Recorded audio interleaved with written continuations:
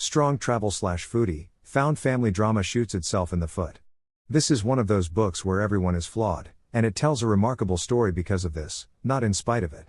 So if you're a reader where at least one character has to be some level of perfect for you to enjoy the book, I tell you here and now you're not going to like this one. So save O'Neill yet another 2-star or lower review because you've been warned right here, right now that this isn't your kind of tale. For the rest of us flawed humans, this is actually a remarkable tale of picking yourself back up, and finding some fortuitous help along the way to help you do that. And yes, those people are going to be flawed too, and you may actually get a chance to help them even as they help you. Hey! Isn't that how friendships and families are supposed to work? Have so many of us been so damaged by modern life that we've forgotten this?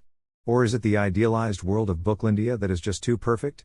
Regardless, O'Neill ignores the perfection of people in pursuit of the perfection of story, and she does a truly remarkable job here. One of her books, The Art of Inheriting Secrets, was the first advance review copy review I posted on my then brand new blog when I started it all the way back in July 2018, and it has been a true pleasure reading her most every year since.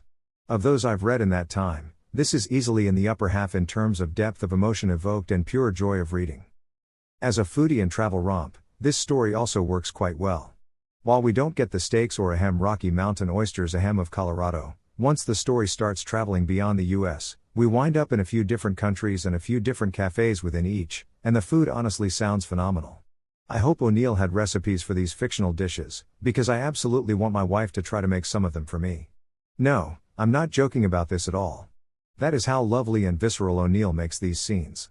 Also the traveling itself, at times making deliberate choices within the story to slow down and not just jet set all over the place, to take the time and really embrace the place you're in, or, more accurately, where we find the characters in that scene.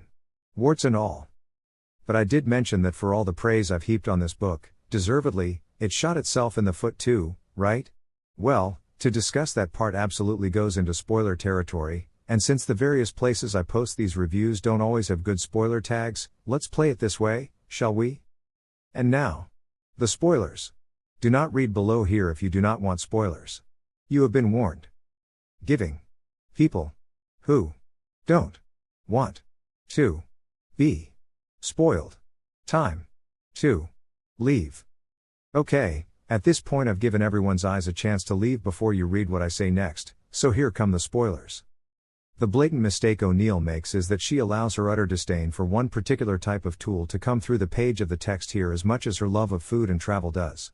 She didn't need to use a mass shooting to achieve the character dynamics she has here. Many other things would have worked just as well or perhaps even better.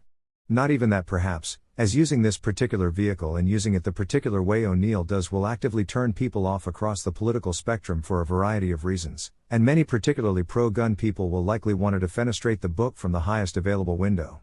But don't. Read the book anyway, because it is a particularly strong tale even with this, it could simply have been so much more without it. Also, she kills a dog. Come on. That is a complete throwaway that was 100% an unforced error, and nobody likes killing dogs, at least nobody that most of society wants anything to do with. Again, there were other ways to achieve the same results as far as characterizations. You didn't have to kill the dog. Yet neither of these are truly objective criticisms. There are many who don't like guns and will share O'Neill's disdain for them, who will thus praise her for using them the way she did, and like I mentioned, some absolute idiots don't mind killing dogs. But is that really a crowd you want to market into? Still, because they weren't even approaching objective criticism, I couldn't really allow myself to deduct one or even multiple stars for it, yet it did need to be mentioned in this review, if deep within a spoiler-coded section. And now, we come back out of the spoilers. Ultimately, this was a fun, if deep and emotional as well, book that did a lot of things right. And then shot itself in the foot. Maybe even both feet. But you, oh reader of my review, give it a read yourself, then let us know your own thoughts wherever you are reading mine. I'd love to see what you think, even if it is just a few words. Reviews don't need to be long, really only about as many words as the first sentence of this paragraph, and can truly just be I did, not, if applicable, like this book because, insert a reason here. You only need 24 words to be accepted everywhere I currently know of, and I just gave you 6 of them, or 7 if you didn't like it. Anyone can come up with an additional 18 words. Particularly if you've just finished reading a near 400-page book, smiley face emoji. Very much recommended.